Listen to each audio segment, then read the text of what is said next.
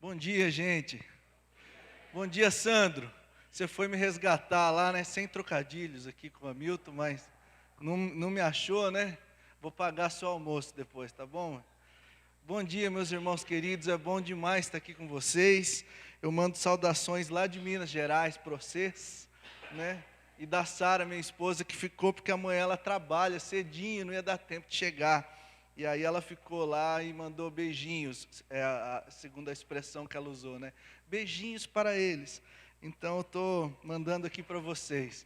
É bom demais estar aqui com vocês na casa. Eu cheguei atrasado, quase que eu parei na igreja vizinha aqui. Falei, já que eu não acho essa igreja, eu vou nessa mesmo, né? Mas aí o cara falou, tem uns motoqueiros ali. Falei, deve ser lá, né? E aí a gente chegou aqui.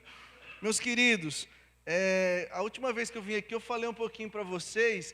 Ô Sandrão, põe umas fotos aí para a gente olhar. Bom, essa é uma foto nova de um fotógrafo profissional, chique, que é o Tato. Ele foi conosco para Uganda, num campo de refugiados. Eu quero dar um passeio pelo que a gente tem feito lá.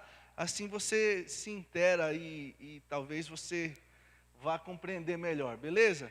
Ô Sandrão, você vai passando assim, eu dou um joia aí. Ó, quem é esse que vos fala? Olha eu ali, com a camisa, eu estou em luto hoje, né? Com a camisa do Palmeiras.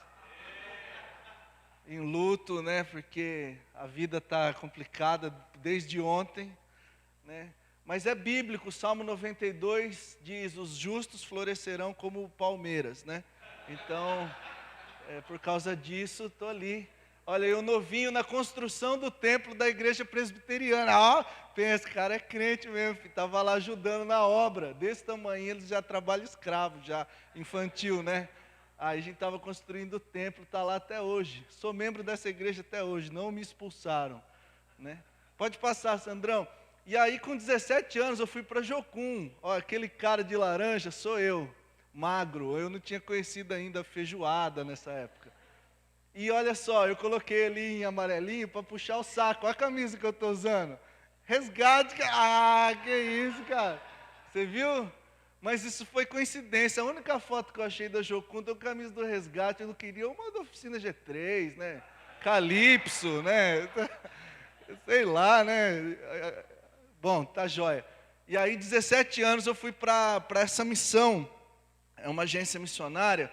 Porque na igreja presbiteriana é o seguinte, você tem um chamado, por exemplo, os caras te mandam para o seminário para você ser pastor. E na minha igreja, o meu pastor olhava para mim e pensava, pelo amor de Deus, se eu mandar esse menino para o seminário, ou estraga o seminário, ou estraga ele, né? E aí ele me mandou para uma agência missionária chamada Jocum, vocês já ouviram falar? Eu nem sabia o que era, esse nome eu achava que era uma entidade do candomblé, né? Jocum, né? Mas vamos embora, né? E a gente foi, e foi super legal, fiquei lá 10 anos. E, bom, depois de lá, eu fui trabalhar na Cracolândia, aquela ali é minha amiga, pode passar, vai, que essas fotos é feia. Oh, o cara deu um zoom. Bom, na Cracolândia, na Missão Sena, acho que vocês já ouviram falar, né? Fiquei lá um tempão na Missão Sena, eu trabalhava exclusivamente com essa moçada aí, bacana. Bom, aí um montão de palestras pela Jocum de Brasília, que aí a gente foi lá para fundar uma base, e depois a Escola de História e Política do Avalanche, que a Sarinha esteve lá, se converteu lá. E esse é o Núcleo Esperança, que é uma ONG de Anápolis que cuida de crianças com câncer, por isso que a gente está todo mundo carequinha. E a Atini, que cuida dos indígenas em Brasília. Rapaz, né, nós trabalhamos demais, dá conta. E tem mais uma aí ainda, que é a mais legal de todas, que até banda a gente formou. Uma banda muito legal, assim, 3 notas, meio punk, assim. Então, uma banda de rock. Pode passar, Sandrão. E aí aconteceu um milagre que eu casei. Oh, aleluia. Então, irmão, você não casou ainda, faça missões. Você casa. Bom, e aí a gente foi trabalhar com as crianças bruxas da Nigéria. Toda essa meninada aí. Bom, o que acontece lá? Os líderes religiosos, nos nossos dias, eles cobram um valor muito alto. A última vez que eu olhei era R$ 4.200 para desbruxificar uma criança. Então eles dizem que se você não está tendo prosperidade, ou se você está tendo muitas doenças, a culpa é de uma criança que está roubando de você a prosperidade ou a doença. Aliás, a saúde, né? E aí eles cobram um valor para tirar o suposto espírito de bruxo desses meninos, R$ 4.200. Se a família não tem condição de pagar, é comum as famílias abandonarem os filhos, porque eles ficam estigmatizados na comunidade religiosa. Então ninguém mais vai vender para essa família, né? Se a gente tem um bruxinho em casa, ninguém vai vender para a gente, porque eles acreditam que você é contaminado, se você for cuidar, entre aspas, dos bruxos. Então eles ficam marginalizados e são assassinados, abandonados e assassinados. A gente trabalhou com eles lá. Para você ter uma ideia, esse é um congresso que eles estão convidando lá na Koboko Night, né? Uma noite profética de fogo e milagres. Meu pai, aquela bruxa tem que morrer. Então esse é um evento cristão para que eles falam que espiritualmente eles matam os bruxos. O problema é que o pessoal leva na literalidade, né? E mata mesmo as crianças. Por favor, Sandra, é mais um evento aí, né? Isso é para mostrar que existem eventos ainda nos dias de hoje sobre a bruxificação de crianças. Pode passar. Isso aí é o que acontece com elas, não dá para ver muito bem, mas essa menina recebeu uma machadada na cabeça. Por favor, mano. Aí os bracinhos quebrados na sessão de desbruxificação dentro da igreja. Essa Mary que teve o rosto queimado com ácido, o Bobozinho que era abandonado, né? A gente viu um vídeo da última vez sobre ele, e aí o Tuco, que é um irmão querido, junto do Bobó, quando ele foi levado para fazer uma cirurgia, ele tinha um prolapso retal, que é uma desnutrição tão grave, que o intestino sai pelo ânus. É comum que as crianças tenham isso lá. Bom, esse sou eu e o Israel, nome bonito, né? Israel. E a Sara, que até destoa aí no meio da galera, né? Destaca, aliás. E, bom, esse é o nosso orfanato hoje. Nós temos 40 crianças. Todas elas foram resgatadas da bruxificação dos pastores dos nossos dias, né? Infelizmente. Bom, aí a gente escreveu um livrinho no final do ano passado contando essa história. E eu descobri que por causa do livro era bom não ir à Nigéria, porque eles estavam dificultando a entrada e permanência de missionários lá, e provavelmente a minha, porque eu estava contando o que está acontecendo. E a partir de então a missão não parou, a gente só trocou de geografia até que as coisas acalmem lá na Nigéria, né? E nós fomos para Uganda esse ano, cuidar dos refugiados lá. Lá tem um dos campos de refugiado, chama Ramawanja, tem 64 mil pessoas. Não é o maior campo de refugiados do mundo, o maior fica no Quênia e tem 420 mil pessoas. Né? A crise dos refugiados que a gente está vendo nos nossos dias, essa crise já existe na África há muito tempo. É que na África não tem problema, né? O problema é quando começa a ir gente para a Europa e assusta o mundo. Mas lá na África, para você ter ideia, esse campo de refugiados existe há 17 anos. Então faz 17 anos que as pessoas estão fugindo dentro do próprio continente. A maioria dos refugiados em Uganda são do Congo. E o Congo está em guerra há mais de 20 anos e é o conflito mais sangrento depois da Segunda Guerra Mundial. Para vocês terem ideia, né? Então, mais de 6 milhões de pessoas. É muita gente que já foi morta nesse conflito. Bom, esse é o campo de refugiados, a hora da distribuição dos alimentos, para você ver como que é tão complicado. Aliás, eles não chamam de alimento, eles chamam de ração, que é uma ração que a ONU entrega, que é só para sobrevivência mesmo. E essa é a água que eles tomam. É uma água de poça. Aqui a gente tem as de poço, lá é de poça. Choveu, fez poça, você pode ir lá e tomar água, e eles colocam nesses garrafões. E esses são os pequeninos da igreja que começou dentro do campo de refugiados por um pastor muito gente boa, ele chama Safari, porque ele morava perto de um safari na África. E ele é refugiado congolês, fala 5 idiomas, e ele foi para Uganda fugindo da guerra, e perdeu um filhinho no caminho, e nasceu outra filhinha, né, que ele chamou de Êxodos, é o nome da menina, Êxodos, muito bonito. E ele começou essa igreja lá, uma igrejinha muito pequenininha, e que, já passou, e que está cuidando de órfãos, tem 300 órfãos. Então eles pediram ajuda aqui para nós, para que a gente ajudasse a construir uma casa para 40 crianças. Nessa casa eles vão ensinar marcenaria, vão ensinar a soldar, vão ensinar trabalhos assim que funcionam bem lá em Uganda, para que esses meninos possam sair do campo de refugiados. Eles entenderam que a guerra não vai ter fim, então eles vão precisar trabalhar para poder sair de lá. E é a ajuda que eles nos pediram: vocês do Brasil, vêm aí e ajudam a gente a ensinar esses meninos a ser alguma coisa na vida, né? Eu achei muito legal uma igreja preocupada com o futuro das crianças, né? E aí a gente foi para lá e estamos dando essa força agora em Uganda. Bom, e em Uberlândia, onde eu moro, a gente trabalha com Religou, que aí atende 60 meninos que estão indiretamente envolvidos com o tráfico de drogas. Passa aí, Sandrão, essa galera toda aí, ó. Ou o pai, ou a mãe, ou um irmão mais velho estão envolvidos diretamente com o tráfico, ou estão presos e coisas assim. Então os meninos ficam envolvidos indiretamente, né? E lá é um assentamento, Santa Clara, em que a gente tem ensinado futebol para eles. A gente ganhou muito material do Galo, né?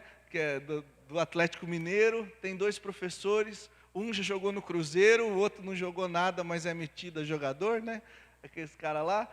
E pode passar, Sandrão. E aí a gente tem um campo num assentamento. Olha que estrutura legal, tipo Allianz Parque, né?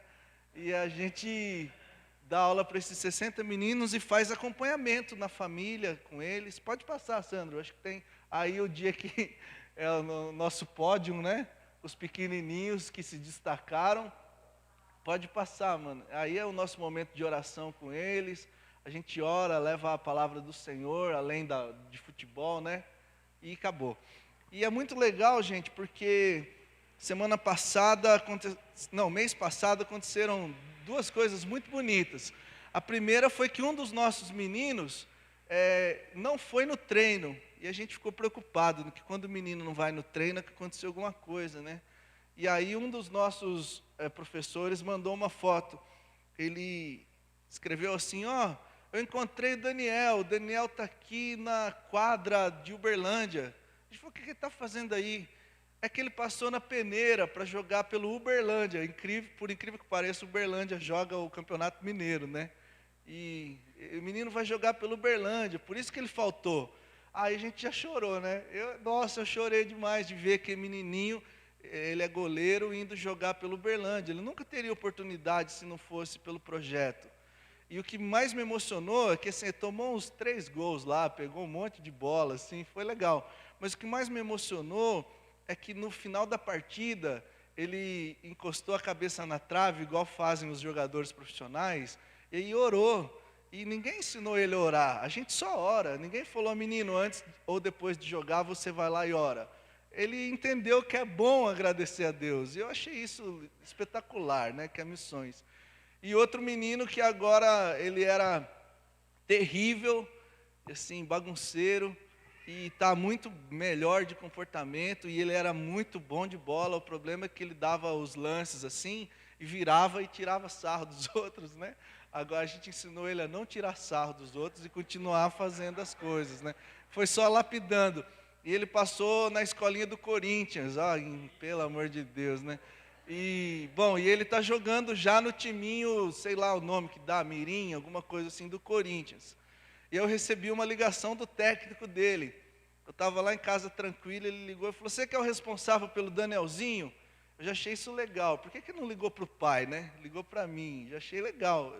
Porque provavelmente foi o Danielzinho que falou: liga para o Gito, né? Bom, e aí ele falou: eu estou aqui para reclamar do seu menino. Eu falei: nossa, deve ter matado um lá, né? Falei: o que ele fez? Ele falou: então, a gente botou ele para jogar numa categoria maior. De vez em quando a gente faz isso para os pequenininhos ficarem melhores, né? E aí tinha um dos nossos zagueiros que estava batendo nele o tempo todo. E ele levantava. E aí eu cheguei nele e falei assim: você tem que fazer o pivô, que é proteger a bola longe do corpo, né? E tocar para quem estiver passando. E aí, na hora que ele recebeu a bola para fazer o pivô e o zagueiro veio, ele me desobedeceu. Ele não fez o pivô, porque o zagueiro chegou com tanta força que ele deu um chapéu no cara, chutou pro gol e falou: chupa, babaca. Eu falei: isso aí não... Eu faria o mesmo, né, Vi? Mas sim, legal, né? Ele falou: então, só fala para ele continuar jogando, mas não pode falar chupa pro próximo, né? Eu falei: tá, beleza. Então, mas muito legal, né, que esses meninos estão encontrando o futuro aí. Então, meus irmãos queridos, lembrem-se de nós nas orações, por favor. São muitos desafios. Lá na África tem 2 agora, e esse em Uberlândia. E é assim porque na Nigéria a gente não tem visto a longo prazo. Em Uganda também não. E em Uberlândia é onde a gente vive. E missões é mais do que uma coisa que a gente faz quando a gente chega no lugar. Missões é uma coisa que a gente vive, né? Então, se eu estiver aqui, é aqui. Se estiver lá, é lá, né? Então, em Uberlândia, a gente tem trabalhado com toda a intensidade, assim como na Nigéria, buscando servir ao Senhor, né? Lembro quando eu fui para a minha agência missionária, o pessoal perguntava, eu tinha 17 anos, né? Qual que é o seu chamado? Eu não tinha a menor ideia, porque o pessoal falava: meu chamado é para a África, né? Ou para sei lá onde. Eu nunca quis ir na África na minha vida. Aí Deus pensou: bom, vou mandar esse cara para lá, só porque ele não quer, né? E assim, eu respondia: eu não tenho chamado não. E o pessoal falou: mas como assim? Eu lembro que eu respondia muito inocentemente: eu li um mandamento e quis obedecer, né? Então eu não sou alguém que vou tatuar a bandeira da Nigéria no coração, mas eu quero trabalhar no mundo, onde tiver gente, seja aqui, seja lá, eu quero servir ao meu próximo em amor. Essa é a minha missão, né? E onde quer que eu esteja, no avião, no barco, no Brasil ou na África, onde Deus me der a oportunidade de ir, poder servir, é assim que eu quero fazer. E quero te desafiar a ser assim também, um missionário onde quer que estejamos. Vamos ler, gente, um texto aqui, para a gente meditar rapidamente na palavra do Senhor. Marcos, capítulo 6, a partir do verso de número 30. Evangelho de Marcos, capítulo 6, a partir do verso de número 30. Abra sua Bíblia aí comigo, ou ligue o seu celular aí na Bíblia, e vamos ler esse texto aqui com toda reverência e também com toda boa consciência. Amém? Quem encontrou diz: achei. Amém. Voltaram os apóstolos à presença de Jesus e lhe relataram tudo quanto haviam feito e ensinado. E Jesus lhes disse: vinde, repousar um pouco à parte num lugar deserto, porque eles não tinham tempo nem para comer, visto serem numerosos os que iam e vinham. Então foram sós no barco para um lugar solitário. Muitos, porém, os viram partir e, reconhecendo-os, correram para lá a pé de todas as cidades e chegaram antes deles. Ao desembarcar, viu Jesus uma grande multidão e compadeceu-se deles, porque eram como ovelhas que não têm pastor. E passou a ensinar-lhes muitas coisas. Em declinando a tarde, vieram os discípulos a Jesus e lhe disseram: é deserto este lugar e já avançada a hora. Despede-os para que, passando pelos campos ao redor e pelas aldeias, comprem para si o que comer. Porém, Jesus lhes respondeu: dai-lhes vós mesmos de comer. Disseram-lhe: iremos comprar 200 denários de pão para lhes dar de comer? E ele lhes disse: quantos pães tendes? Ide ver. E sabendo eles, responderam: 5 pães e 2 peixes. Então Jesus lhes ordenou que todos se assentassem em grupos sobre a relva verde, e o fizeram, repartindo-se em grupos de 100 em 100, de 50 em 50.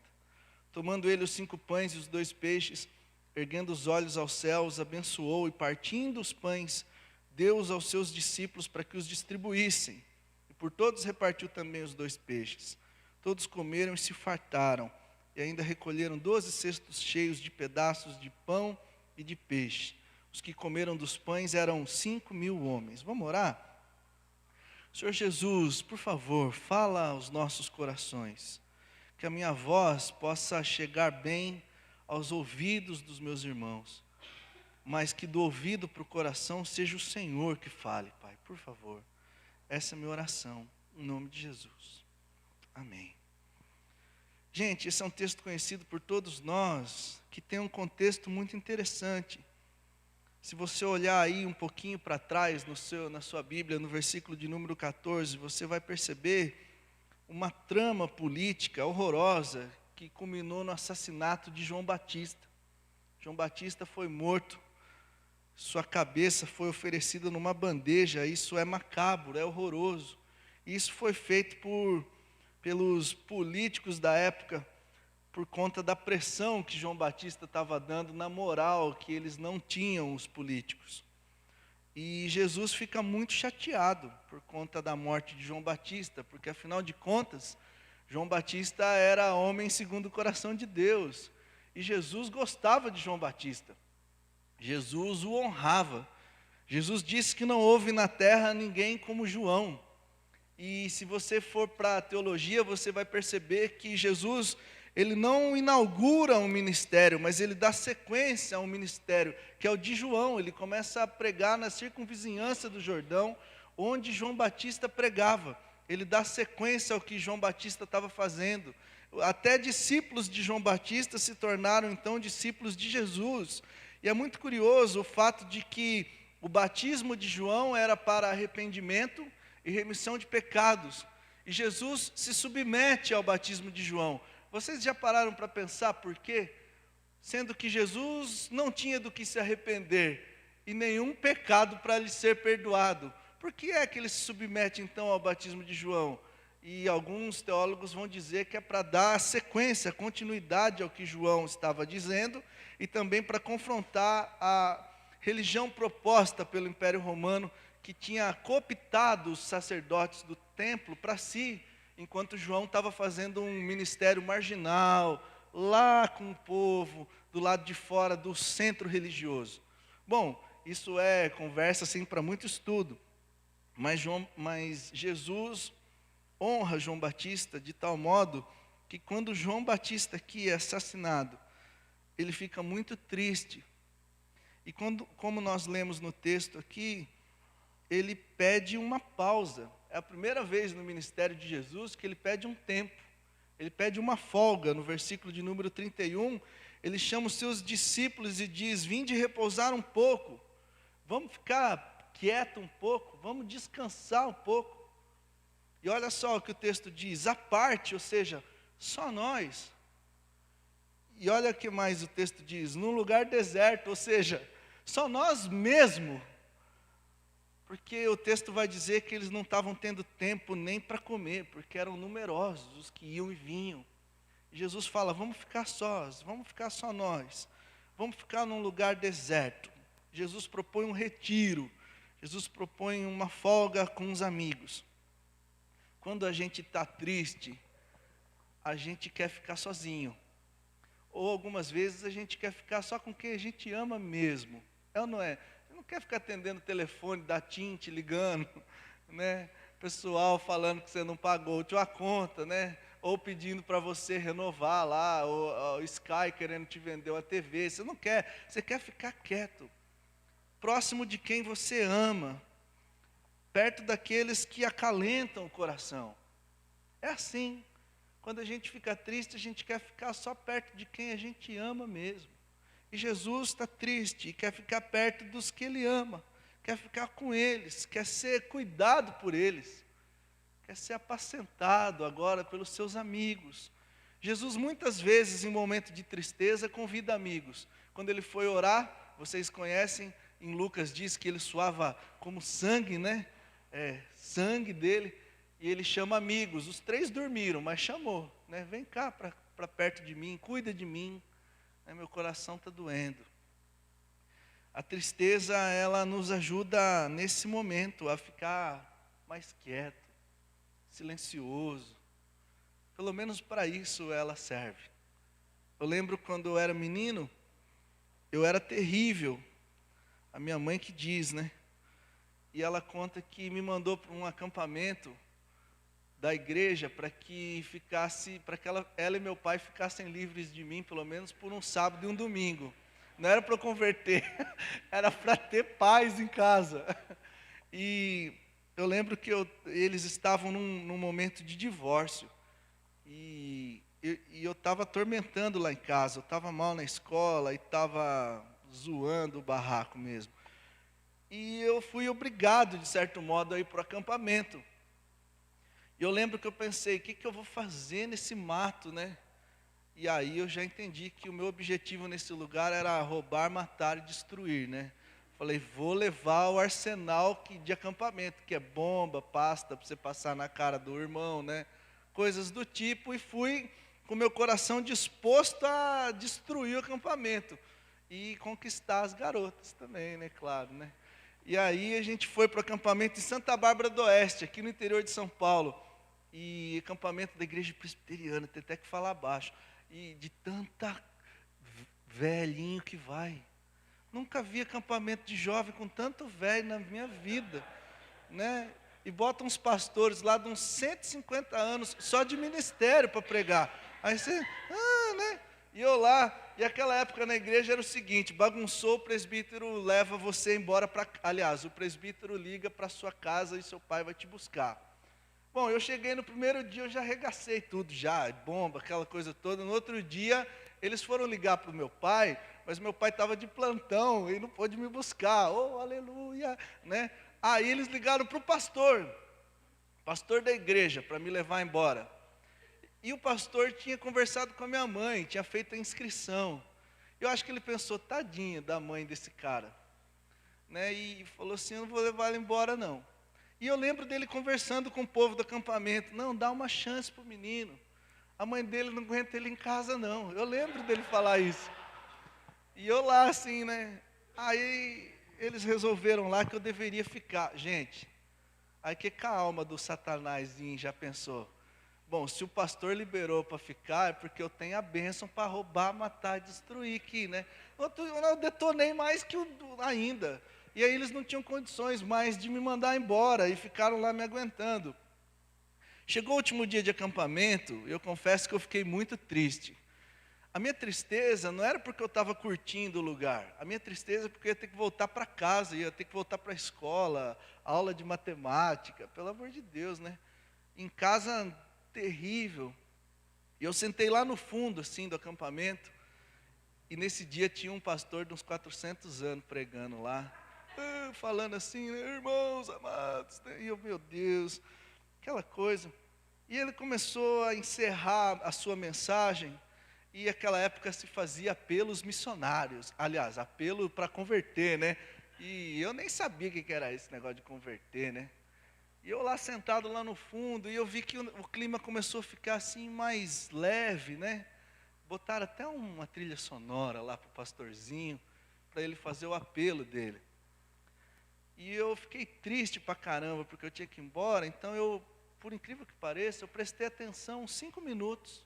Mas eu prestei atenção porque eu estava triste, não é porque eu estava interessado.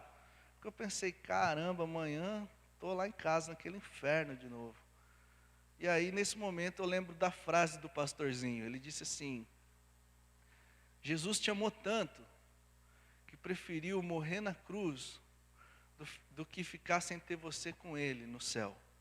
Ele preferiu morrer do que ficar sem ter você com Ele. Essa frase me captou, sim, entrou no meu coração. Só essa frase, Jesus preferiu morrer do que ficar sem me ter com Ele no céu. Jesus preferiu morrer do que deixar de ser meu amigo. Ele quer que eu seja seu amigo. E ele foi falando o resto da sua pregação, e eu fiquei só com isso na cabeça. Aí os caras, igual o Sandro, botaram um vídeo, na época não era nem a Paixão de Cristo, era um vídeo de Jesus, italiano, né? Aquele Jesus, assim, Brad Pitt, né? Jesus morrendo, assim, os amigos lá. Eu pensei, não, Jesus morreu mesmo, né? Por mim. Eu achava que aquele cara era Jesus, né? Eu, não, Jesus morreu, caramba, né? E ele falou, quem quer aceitar Jesus, vem aqui na frente. Tinha que ser assim, tinha que ir lá na frente. E eu fiquei pensando, bom, essa molecada comportada, eles vão todos agora lá para frente, né? Só que ninguém ia. E eu morrendo de vontade de ser amigo de Jesus, porque eu estava pensando assim, aqui no acampamento fizeram reunião porque ninguém me quer. Lá em casa, minha mãe me mandou para o acampamento porque não me quer. Na escola, a professora fica feliz quando dá o horário de ir embora, porque ela não me quer. E esse velhinho está dizendo que Jesus me quer, que Ele me quer tanto que Ele morreu por mim. E eu estava assim, racionalmente pensando, eu quero ser amigo de Jesus. E aí na hora do apelo ninguém foi, e quando eu vi eu estava indo. Eu lembro que quando eu comecei a andar assim na direção do pastor, as cozinheiras do acampamento olharam assim, e acho que elas pensaram, né, Satanás converteu, né, tipo... E eu lembro que quando eu levantei e fui, os outros endemoniadozinhos que estavam lá no acampamento levantaram também. Acho que eles pensaram, se Lúcifer está indo, vamos todos, né? E aí chegou aquela cambada lá na frente, pensa numa derrota, parecia assim a casa da família Adams, né? A gente lá para aceitar Jesus como Salvador. E esse pastor velhinho, muito inteligente, ele falou assim, acho que ele aproveitou a oportunidade, né? Ele deve ter pensado, se esses meninos pregar o evangelho do jeito que eles botam fogo nas coisas, vão ser uns missionários, gente boa. E ele perguntou assim para nós, sem microfone, né? Quem quer ser missionário? Eu nem sabia que era missionário. Eu falei, eu quero. Que eu achei que era ser presbítero, para aqueles caras que entregam a ceia, tá ligado? Na presbiteriana. Eu pensei, mó moral, velho, já chego, já vou, né? Já entregar a ceia, sentar lá na frente. Eu quero. Se eu soubesse o que era, eu tinha pensado melhor, né? E ele orou por nós. E é doido isso, que a legião que estava ali, todo mundo virou missionário, cara, sério mesmo. Uns voltaram, mas foram, legal pra caramba. E, bom, foi assim que se deu o meu processo de conversão. No outro dia eu cheguei em casa...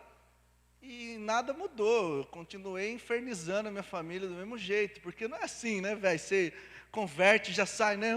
Não, é um processo, você vai aprendendo, você sofre, bati a cara contra o muro muitas vezes. Mas por que eu estou contando isso para vocês? Porque a tristeza me fez calar, a tristeza me fez ficar quieto um pouquinho, e a tristeza me fez prestar atenção numa das coisas que mudaram a minha vida. Jesus aqui está triste, ele chama os seus discípulos, e ele diz para eles, vamos ficar só nós. O problema é que muita gente viu Jesus partir, e aí conforme eles reconheceram que era Jesus e os seus discípulos, eles correram para lá, e eles foram a pé, e eles chegaram antes de Jesus.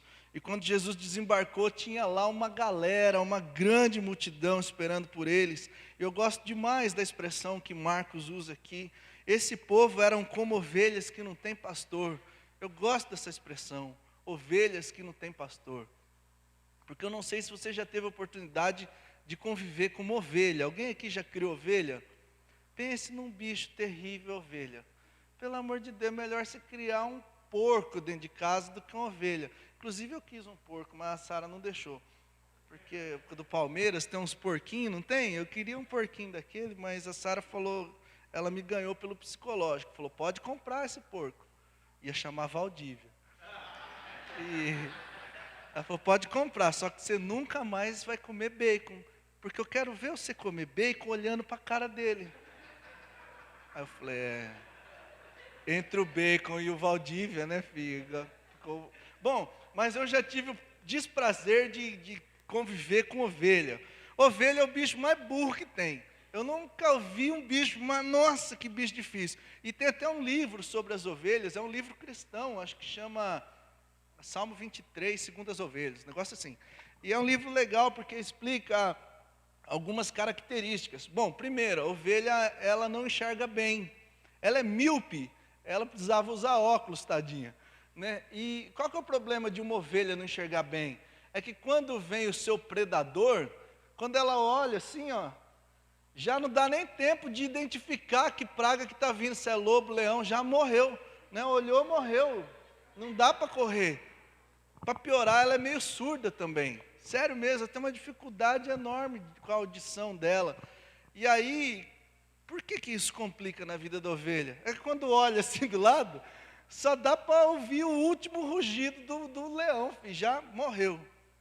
Para piorar, a ovelha, ela tem cascos e não garras. Então ela não pode entrar numa briga UFC com o leão, porque ela vai perder. E ela não tem presas para dar uma mordida na cara do leão, igual outros animais.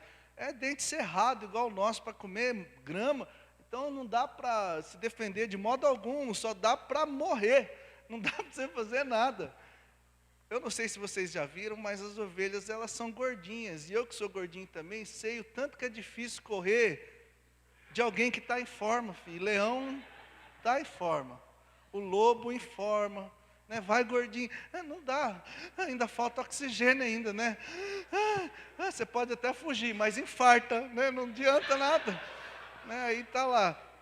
Para piorar, ela tem aquela lãzona dela. Caiu na água, a lã encharca e se afunda. Por mais que você tenta nadar, você não sai de onde você está. E aí morre afogado.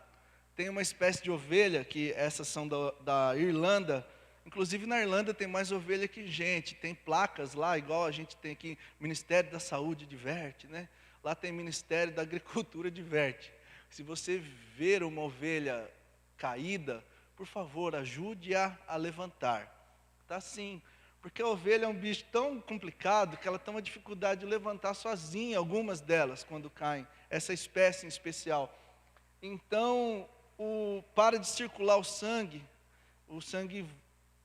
para e ela fica lá e ela tem alguma coisa que faz com que ela morra. Então, se você vê a ovelha do seu irmão caída, coloque-a em pé. Olha que bicho difícil, a ovelha.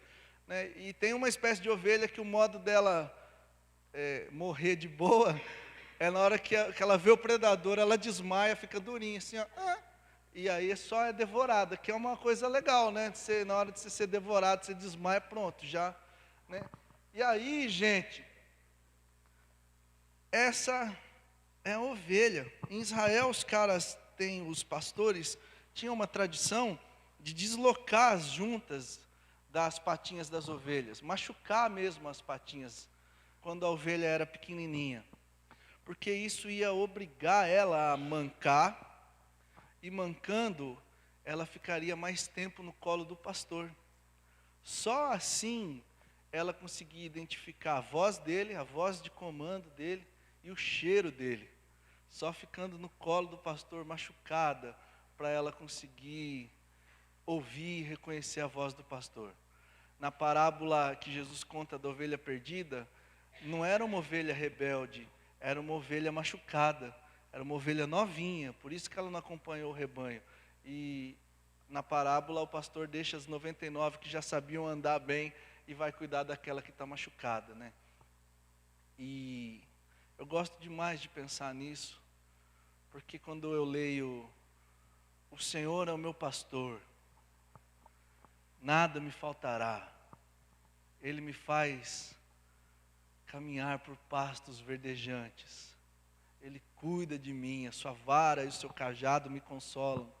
A vara é como se fosse um ponto de interrogação, né?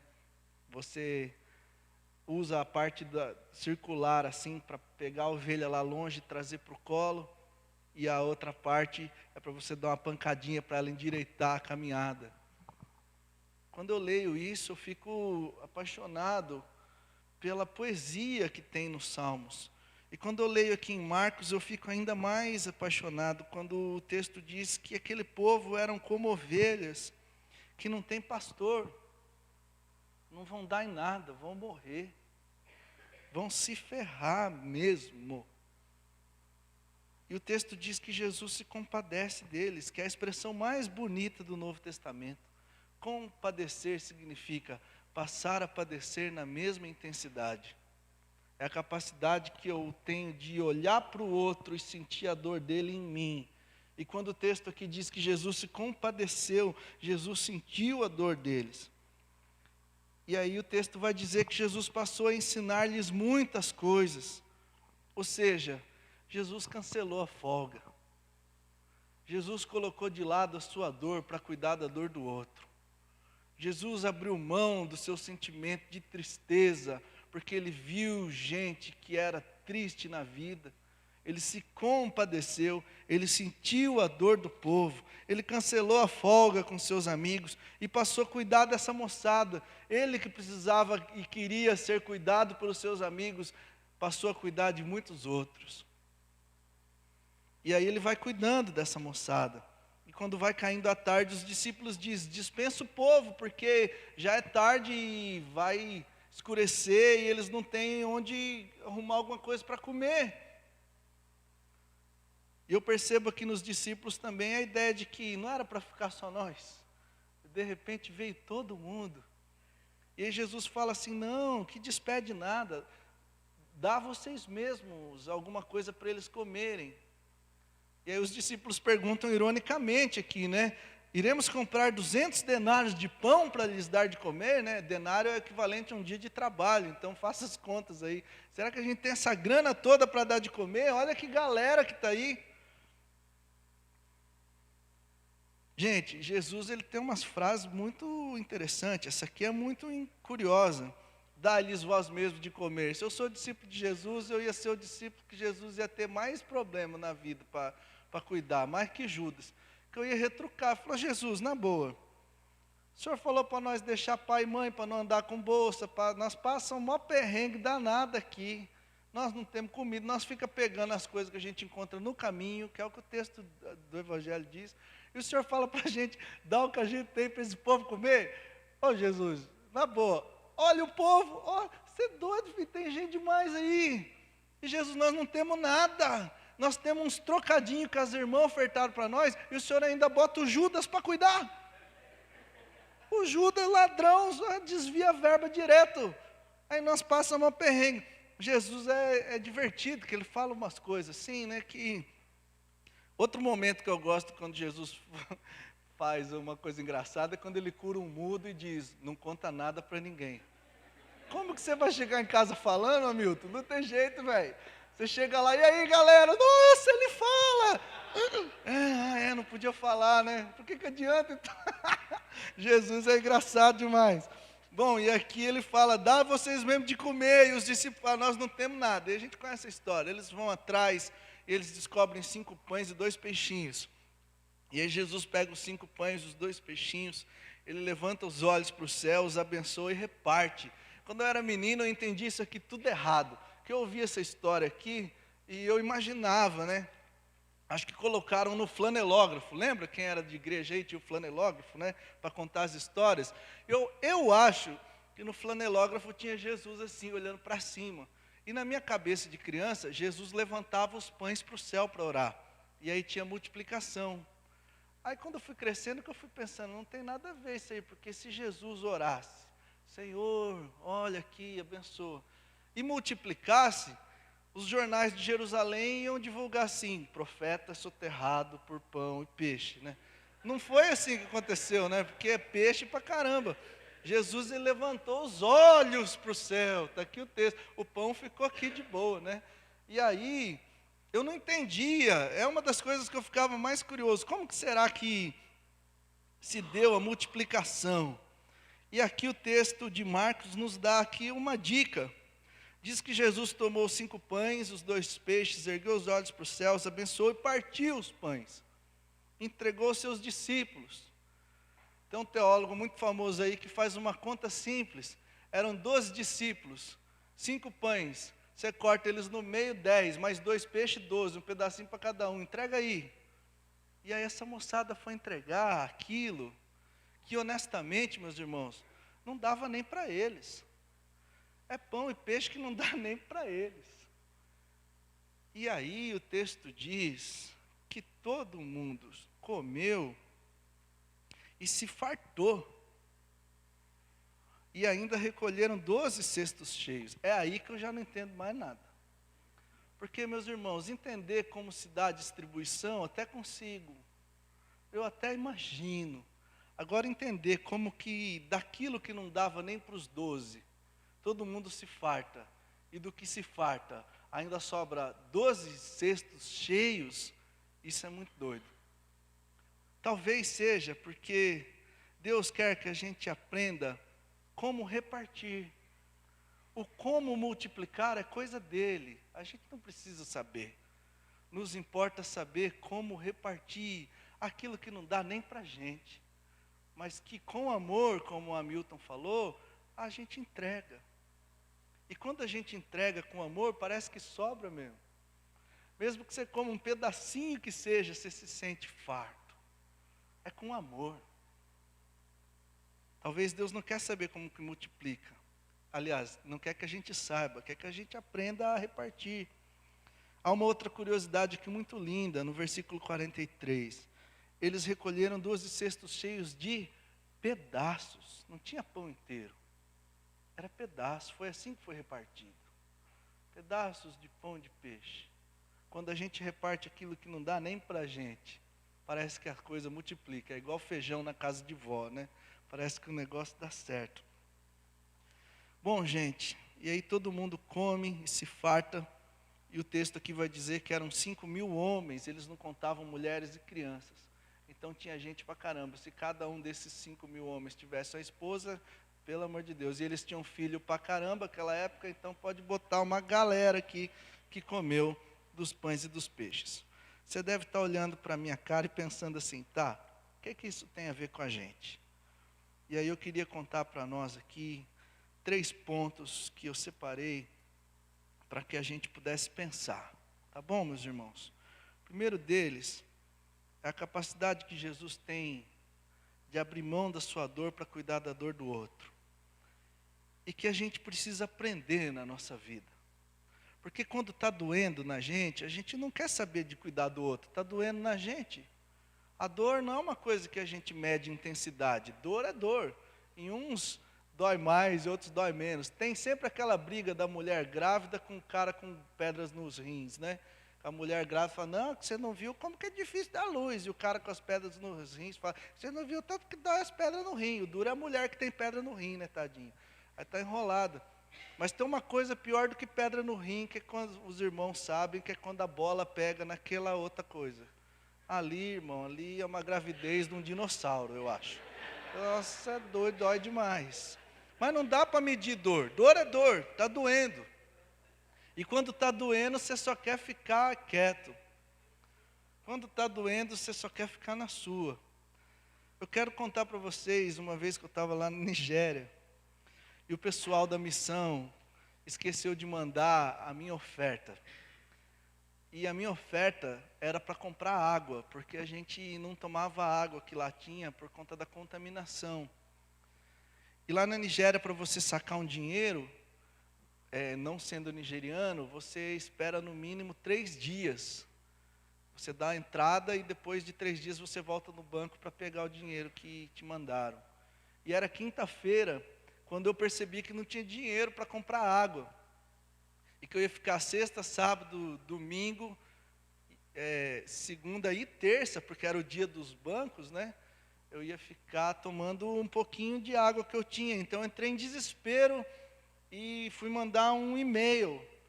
Só que, você está na Nigéria, cara. Então o orfanato era longe do centro. Então eu peguei uma carona numa moto que vão 4 pessoas. E eu fiquei bem no meio, 2 negão na frente, um atrás e eu. Difícil demais, um suvacão, né? Aquela coisa. E vamos. Nós chegamos lá no centro. Aí fui pro hotel conectar a minha internet.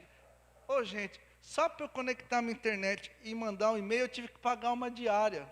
Aí o cara já quer, né, morrer já de tristeza. Aí eu paguei minha diária para mandar um e-mail. Aí eu mandei o meu e-mail. E-mail missionário, você começa assim, venho por meio desta, né? E faz um apelo, estamos aqui passando uma dificuldade, está acabando a água, pelo amor de Deus. Né? Aí mandei um e-mail todo bonito. E na hora que eu cliquei em enviar, não foi. Aí ficou aquela bolinha é o sinal do apocalipse, né? Aí ficou, e eu enviar. Aí o nigeriano apareceu rindo, porque eles riem de tudo. Ô povo para rir, né? Ai, vai explodir esse hotel, né? Rindo, né? E ele falou assim para mim, rindo, acabou a internet. Eu falei, como que acabou? Acabou, a gente pagou lá, eles pagam tipo por mês assim, e acabou, o pessoal usou antes de mim. Eu falei, o que eu faço com o que eu já paguei? Já pagou, já era. Então não pude mandar meu e-mail. Pelo amor de Deus, eu voltei para o orfanato, blasfemando, né? Xingando os céus e a terra.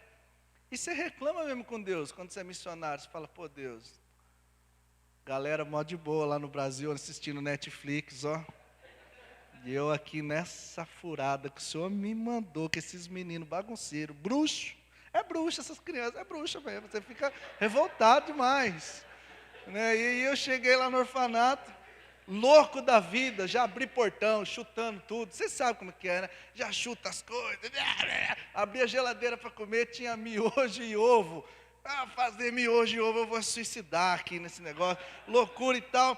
E eu estava lá mexendo, e eu fiquei tão nervoso que eu fui varrer. Olha que loucura, pegar uma vassoura e sair varrendo, chão de terra. É só para levantar poeira, né, para espirrar. Aí eu estou lá varrendo, aí bateu na minha porta, dum, dum, dum. Aí eu fui lá nervoso assim, na hora que eu abri a porta, o moleque não pediu nem licença, já entrou. Para te deixar mais irritado, né? E aí eu fiquei lá olhando para a cara dele, para a porta, né? Aí eu fechei a porta assim, eu dormia num quartinho separado, né? Na hora que eu fechei a porta, esse menino sentiu que estava em segurança, né? E ele abaixou a calcinha dele, assim, a calça, né? E era o bobó que vocês viram com prolapso retal, que é o intestino pendurado no bumbumzinho dele. E ele não conseguia falar minha língua, mas como ele fez isso na minha frente, a gente já sabia que era para fazer um procedimento de colocar de novo para dentro o intestino que saiu, porque ele queria defecar. E com aquilo para fora não dava para fazer cocô. Então você coloca para dentro, dói demais, aí ele defeca, sai de novo, aí você limpa e põe para dentro, para ele defecar de novo. Era isso que ele queria. 3 aninhos. E aí eu peguei a luva, a máscara, a câmera, porque você precisa filmar esse procedimento para ninguém te acusar de pedofilia ou coisa do tipo. E fui lá fazer todo esse procedimento que é doloroso, e depois de tudo, passar hipoglós, que chega a ser ofensivo, porque não tem medicamento apropriado. E ele tão cansado e tão desnutrido, que ele deitou na minha cama sem pedir licença e apagou em 10 segundos. Cansado daquilo. E eu ainda não tinha entendido nada, então ele estava dormindo na minha cama e eu mexendo lá com miojo e ovo, quando bateu na porta de novo. Eu abri a porta, era a Vitória, um pouquinho maior que o Bobó. Ela foi encontrada amarrada numa árvore. Ela tinha malária, num estágio bem avançado. Ela era uma menininha considerada bruxa, que a própria mãe a amarrou ali.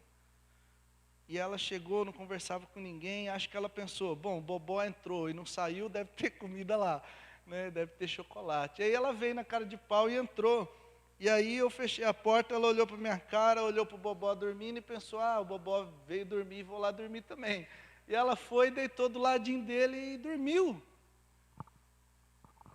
Dormiram assim com a paz de quem está dormindo na casa do chefe, né? Na casa de alguém que confia.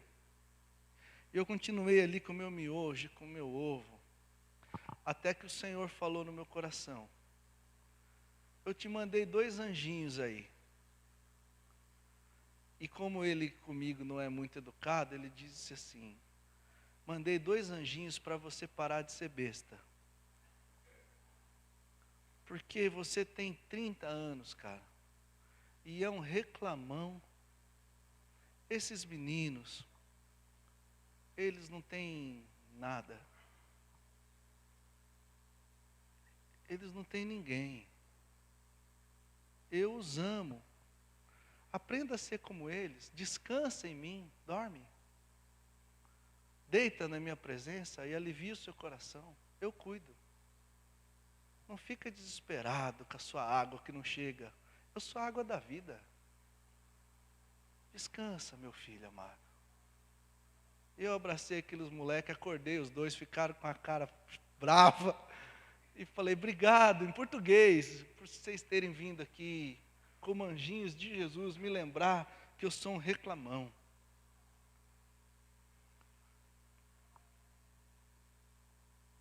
A gente precisa aprender a abrir mão da nossa dor para cuidar da dor do outro. Eu estava reclamando e reclamando quando eu percebi que tinha gente, 2 pequenininhos, mais ferrados do que eu. Isso é terapêutico. É bom quando você estiver muito ferrado e cuidar de alguém. Você vai perceber que a sua dor dói no outro também. Às vezes a dificuldade que o outro está passando é tão grande que vai te fazer melhorar. Vai te fazer voltar para casa pensando, poxa, eu não deveria ser tão reclamão, minha vida nem está tão ruim assim. É ou não é? Sério mesmo. Vai visitar um hospital, vai servir a um morador de rua, vai num orfanato, olha para aqueles olhinhos,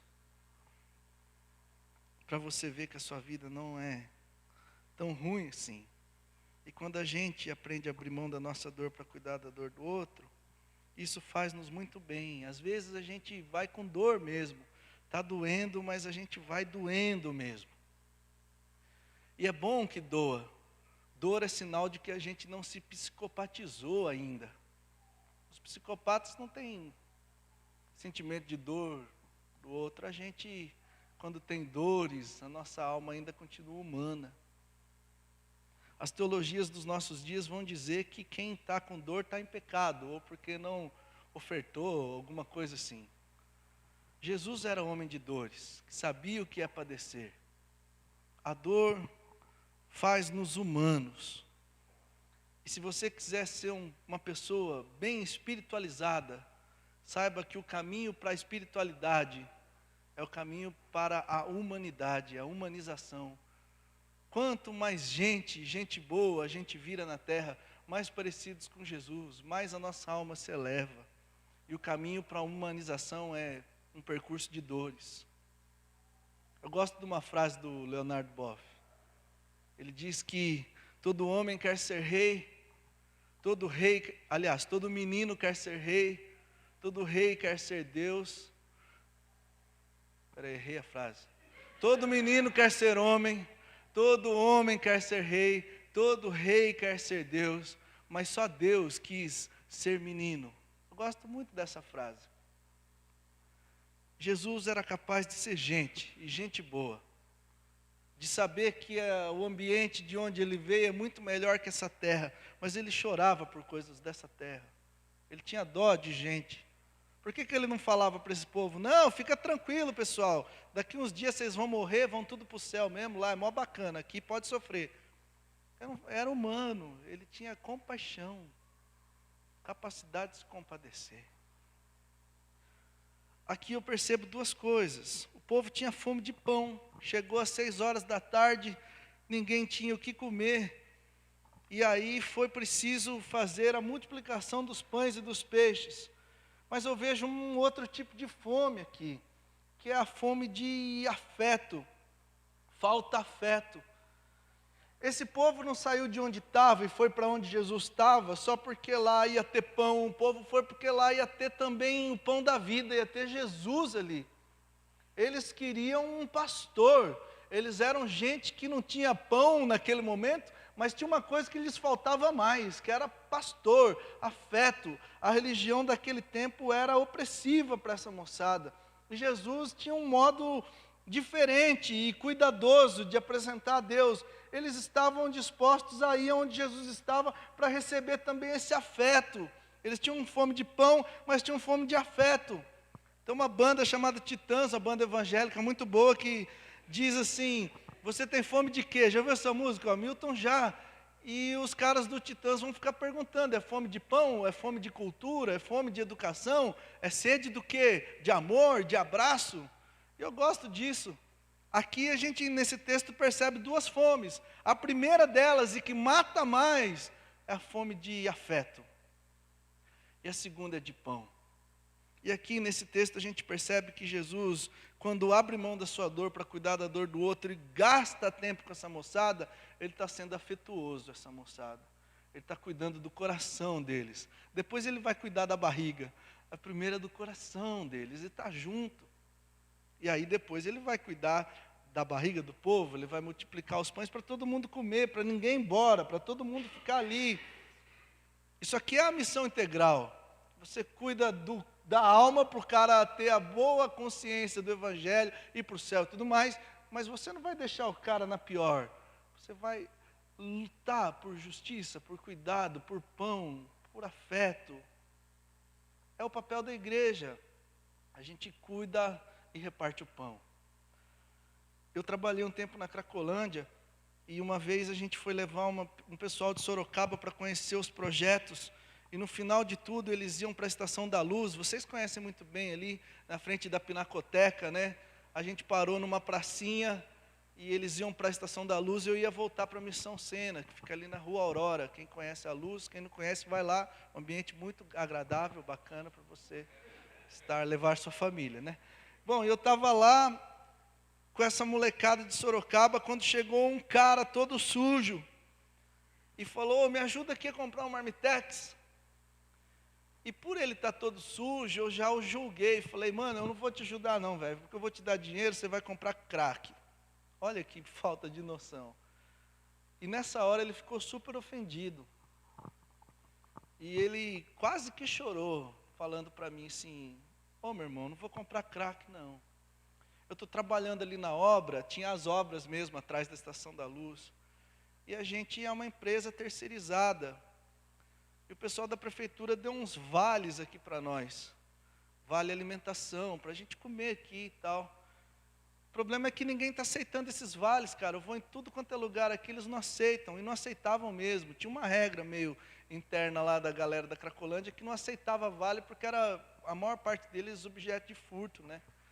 E eu não sei qual que era a paranoia lá de não se aceitar os vales. Ele falou, e eu não vou comprar crack não. Ele botou a mão na calça jeans assim, tirou um punhado de moeda, dinheiro amassado, né? Ele falou assim, ó, se eu fosse comprar, eu comprava com isso aqui, ó. Mas é que eu moro longe, moro lá no Cafundó do Brejo, estou trabalhando aqui, eles deram horário de almoço, o pessoal se virou, mas eu não consegui me virar. Eu não vim preparado para não ter dinheiro. Eu só vim para trabalhar. E aí eu juntei esses R$5 que eu tinha e saí pedindo aí para a moçada uma vaquinha para comprar um Marmitex. Então, se o senhor quiser, vai lá e compra para mim. O senhor vai me ver comendo. Depois o senhor vai comigo na obra, eu te apresento o meu patrão. Falei, nossa, cara quer um Marmitex mesmo, né? Tadinho. E eu fiquei constrangido, fui lá, comprei um Marmitex para ele, para mim, para a galera, e um xereta. Vocês já tomaram refrigerante xereta? Xereta Guaraná, que é para fazer a digestão. E aí a gente comendo junto lá, e esse cara devorou. E levantou e falou, vamos lá comigo, para eu te mostrar lá a obra e tal. Eu falei, não, eu acredito em você, obrigado aí por comer comigo. Eu estava super constrangido por eu ter sido muito mal educado com ele. E aí quando ele levantou, ele falou, então eu vou lá, tá bom? Eu falei, tá bom. Mas aí eu dei um abraço nele. Eu curto abraçar as pessoas, abraçar assim, aquele abraço mesmo, né? Eu dei um abraço nele e falei, ó, me perdoa aí por ter te tratado mal. Eu não sei se era verdade ou mentira, mas eu não devia tê-lo tratado mal. Ele estava com fome pra caramba. Aí eu dei um abração nele, e eu não sei se você sabe, mas abraço tem um código de ética, né? Você não precisa combinar com a pessoa assim, ó, vamos abraçar 8 segundos, depois dos 8 a gente tira, né? Não tem isso, né? Você abraça 1, 2, 3, não é assim, né? É um código de ética. Você percebe que o abraço está acabando quando alguém tira uma mão, tira outra, né? Aí você, acabou o abraço. Não precisa combinar, né? E acabou o abraço agora, ó, chega, né? Não é assim. Eu estava abraçado com o cara e o meu código de ética já tinha acabado. Eu tirei uma mão, tirei outra. Aí quando eu fui sair, ele estava indo, né? Daí, o que você faz quando você fica sem graça? Você abraça de novo, né? Aí você só muda a posição da mão, assim, né? Ô, irmão. Aí eu fui de novo e estava lá o cara que não soltava. E de repente eu comecei a sentir um negócio aqui em mim, assim. Falei, eita, o cara apaixonou em mim, que tá roçando assim. E aí quando eu olhei para o povo, a molecada de Sorocaba, estava todo mundo com cara de choro. Foi quando eu percebi que aquele senhor estava chorando também, no meu ombro aqui, no abraço. E aí ele falou uma das frases mais bonitas que eu já ouvi, com aquele sotaque nordestino. Disse assim: desde que cheguei aqui em São Paulo, ninguém nunca me abraçou, seu moço. Aí eu cravei as unhas nele, né? Toma um abraço aqui. Aquele moço, ele tinha fome de marmitex.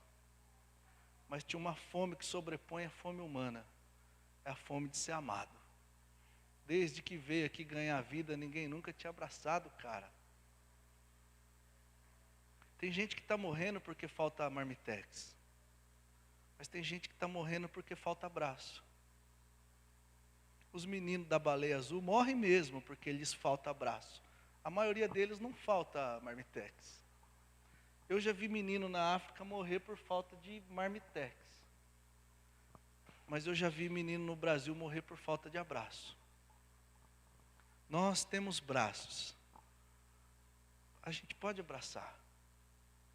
Missão integral é dar abraço e pão. Então, você quiser ajudar aqui terça-feira a trazer o rango, traga.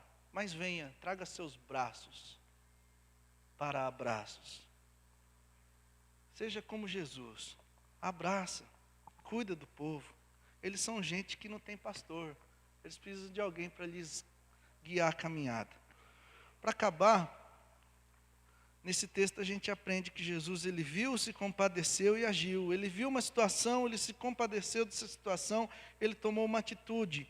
A gente costuma ver uma situação, ficar com dó do que está acontecendo e não fazer nada. Ou às vezes, algumas vezes, a gente faz uma coisa complicada, que é a gente vê uma situação, fica com dó e ora. Não tem nenhum problema orar. O grande problema de orar em algumas situações é que Jesus nos diz que você é a resposta da sua própria oração. Vai lá e faz. Então tem um povo com falta de liderança, de pastor. Você tem dó deles, ao invés de você ir para o próximo passo, vá para o povo e cuida deles. Você pode ser a resposta da oração deles. Ou até da sua própria oração. Que é: Senhor, o que eu tenho que fazer? Às vezes vai responder: você já sabe, vai lá e faz, para de frescura. Por que você está orando de novo? Tem textos bíblicos, e Miqueias, por exemplo, fala isso. Por que vocês estão orando de novo? Vocês já sabem. E aí, eu quero desafiar vocês. Eu gosto muito do Pedro do Borel. Vocês conhecem o Pedro do Borel? É um missionário, conhece? Olha, até rio, que o Pedro é doidão. É um missionário lá da favela do Borel. A igreja dele ia para Jerusalém, ele não tinha dinheiro, porque missionário, a não ser o R.R. Soares, não tem dinheiro, o resto tem. Né? Então, ele morrendo de vontade para Jerusalém, mas não tinha como. E aí ele foi lá para cima do Morro do Borel, lá, fazer uma oração, ficar lá com Deus, lá trocando uma ideia, né? Tocando uma música. E aí ele ficou pensando: deve ser bom demais ir para Israel, né? Jerusalém, andar por onde Jesus andou, né? Passar nos lugares em que Jesus passou, deve ser bom demais. E ele ficou falando isso, pensando nisso, e falando: se eu pudesse, eu ia carregando a mala do povo, mas eu queria ir para poder estar onde Jesus esteve, andar onde Jesus andou. E o Pedro conta, sempre emocionado, que ele percebeu o Senhor lhe falando ao coração e dizendo assim: Pedro, melhor do que você andar por onde eu andei é deixar que eu ande através de você nos lugares em que eu nunca andei. Quando você entrar nos barracos aí, me leva com você, meu irmão. Meu irmão não, meu filho. Me leva com você. O que eu quero terminar aqui dizendo? A gente tem a capacidade de levar Jesus com a gente. Deixar que Ele ande através de nós nos lugares em que Ele não andou, não veio no Brasil. Pessoalmente não. Mas a gente pode levá-lo. Missões é isso. É você ser gente boa de Deus nessa terra. E você levar Jesus onde quer que você vá. Dar um abraço. Ter uma palavra boa. Ou às vezes não ter palavra nenhuma. Como quando você vai visitar uma mãe que acabou de perder um menino com câncer. Você não vai dizer para ela: olha, tudo coopera para o bem dos que amam a Deus. Não, você só vai ficar em silêncio. Ela vai perguntar, por que Deus deixou isso acontecer com a minha filha? E você vai responder, eu não sei. O que eu sei é que eu estou aqui para ficar com a senhora, para te acalentar, para cuidar da senhora. Ser gente boa de Jesus nessa terra é entender que tem hora para falar e hora para calar. Mas não tem hora que não seja para servir. A gente serve o tempo todo, em amor, em cuidado.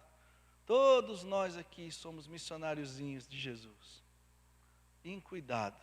Uns vão para a Nigéria. Se você quiser ir comigo, vamos. Outros vão terça-feira. Outros vêm para cá ser missionário aqui. Tem gente que vai cuidar do seu próximo. Tem filhos que são missionários com os pais. Pais com os filhos. A gente está sendo gente boa de Jesus nessa terra. Eu quero incentivar você. O meu apelo missionário não é para você comprar uma passagem de avião.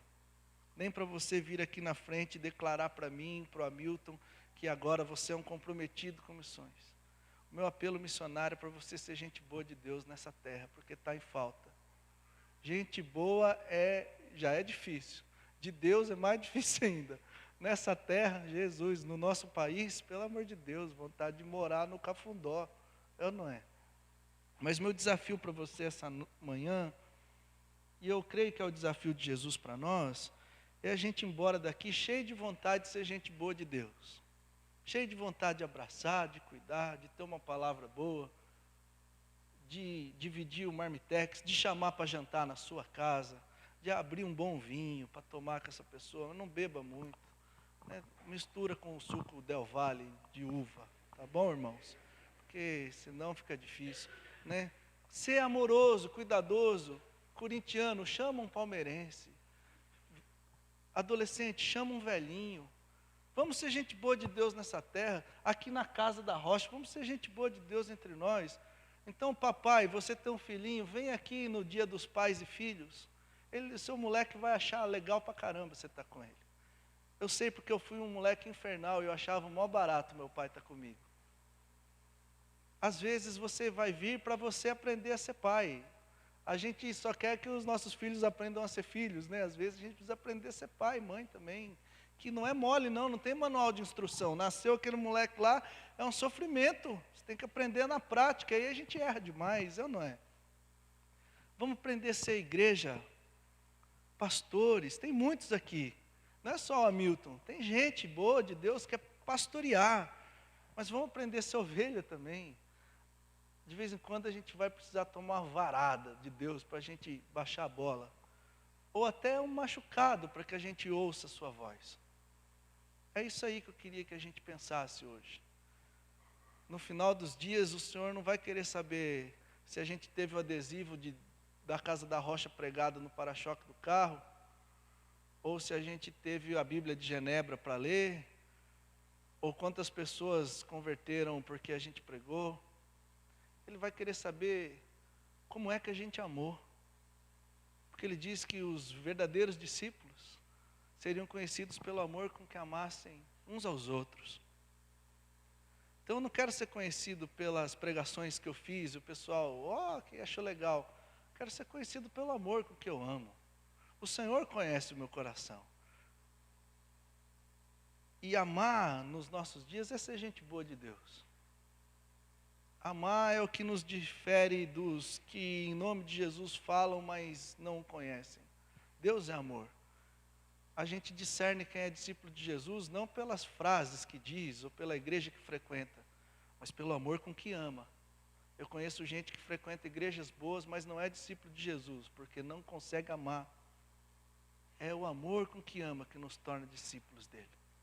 Amém?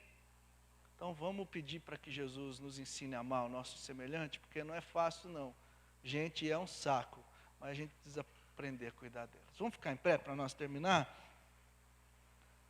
Eu quero pedir para você fazer uma oração aí, no seu lugar, por alguém que você tem dificuldade de amar. Posso tocar um som aqui, velho, para fazer um fundo?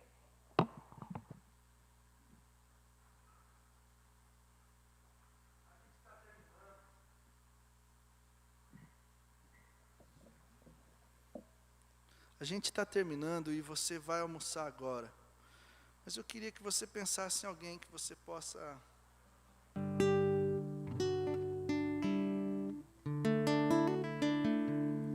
possa melhorar o seu amor por essa pessoa. Pense em alguém aí no seu lugar, no seu filho, seu pai. O Samuca pensa no seu pai, na sua esposa que está longe, está lá em Uberlândia. Gente que Deus nos deu o privilégio de poder deixar a nossa dor do lado para cuidar deles. Eu queria pedir para você aí no seu lugar orar por eles agora. Por alguém que você sabe que está passando dificuldade. E queria que você pedisse a Deus coragem para que, identificado o problema, você possa se compadecer e que você possa agir. Vamos ter um momento assim, na presença do Senhor, com toda a reverência.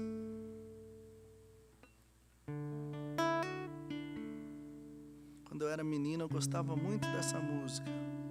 Eu quero cantar para vocês. Lá está o meu tesouro, lá onde não há choro, onde todos cantaremos juntos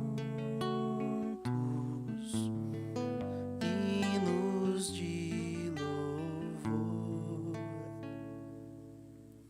Lá está o meu tesouro, lá onde não há choro, onde todos cantaremos juntos hinos de louvor ao Senhor. Senhor Jesus, nosso tesouro não é aqui, nem daqui. Nosso tesouro está em Ti, Senhor.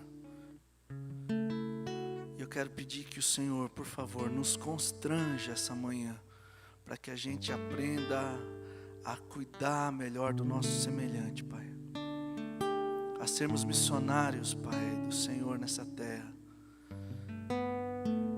Porque a gente crê, Senhor, que conhecer-te faz-nos melhorar a caminhada, melhora a nossa vida. Então que a gente possa anunciar a Tua salvação, o Teu reino. Que a gente possa dizer que o Senhor nos amou tanto que preferiu morrer do que ficar sem ter a gente contigo no céu. Que as pessoas possam ter essa informação e esse saber como seu maior tesouro. Por favor, meu Deus, ajuda-nos a sermos missionários do Senhor, na nossa casa, no nosso trabalho, onde quer que a gente vá. Gente boa do Senhor na terra para anunciar o Teu Evangelho, Pai. Para repartir o pão e repartir abraços. Para aprender a sermos amigos, Pai. Para aprendermos a ser igreja. Por favor, Pai, ajuda a gente. Eu peço por mim, me ajuda, Senhor Jesus. Eu preciso aprender muito ainda. Eu preciso aprender do Senhor, Pai. Abençoa essa igreja, a Casa da Rocha, aqui em Guarulhos. Que aqui possa ser conhecida como uma igreja cheia de gente boa do Senhor. Gente que amava pra caramba, com o seu coração. Gente cheia de amor no coração. Gente a fim de caminhar junto. Gente a fim de amizade. Gente a fim de compartilhar o pão. Sorrisos, abraços, afeto, música. A amizade, a boa companhia. Jantares. Por favor, Senhor Jesus, que o Senhor possa nos transformar em discípulos do Senhor, conhecidos pelo amor com que a gente ama, Pai.